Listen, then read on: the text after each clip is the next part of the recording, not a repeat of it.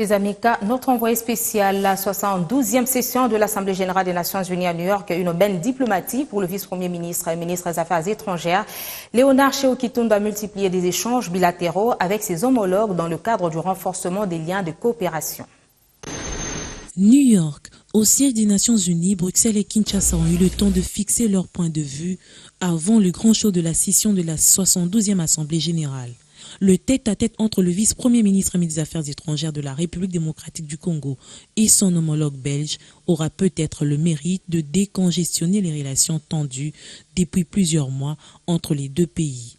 Malgré la divergence des vues sur les questions politiques de l'heure, du côté belge, l'on rassure que les partenariats avec la République démocratique du Congo passent avant tout. On a l'intention, avant la fin de l'année, de revenir à Kinshasa pour inaugurer notre nouvelle chancellerie qui est maintenant installée au boulevard du 30 juin et pour pouvoir entamer cette discussion, ce dialogue sur les relations entre nos deux pays. Je crois que nous avons tout intérêt à ce que les relations se déroulent le mieux possible. Vous savez, plus on est partenaire, plus on est proche, plus on est amis et plus on se dit les choses franchement.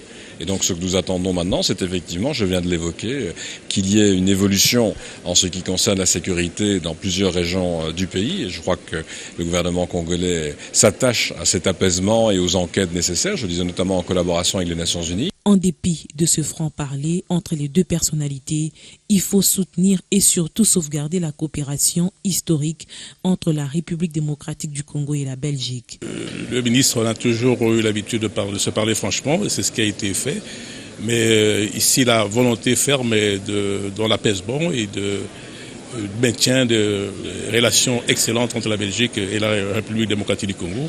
Ce qui est très important aujourd'hui avec le vice-premier ministre belge, c'est qu'on s'est mis d'accord sur le fait que après la publication calendrier, et en même temps, peut-être qu'on va faire d'une pierre deux coups, quand il vient inaugurer leur nouvelle ambassade à Kinshasa, on en profite pour parler cette fois-ci coopération et en matière de développement. J'ai évoqué tout à l'heure que j'étais en Argentine, on a parlé de la coopération sud-sud et triangulaire. Nous aimerions qu'éventuellement la Belgique joue un rôle dans ce nouveau concept de l'appui au développement. Cette rencontre est peut-être un début de réchauffement des relations bilatérales entre la République démocratique du Congo et la Belgique.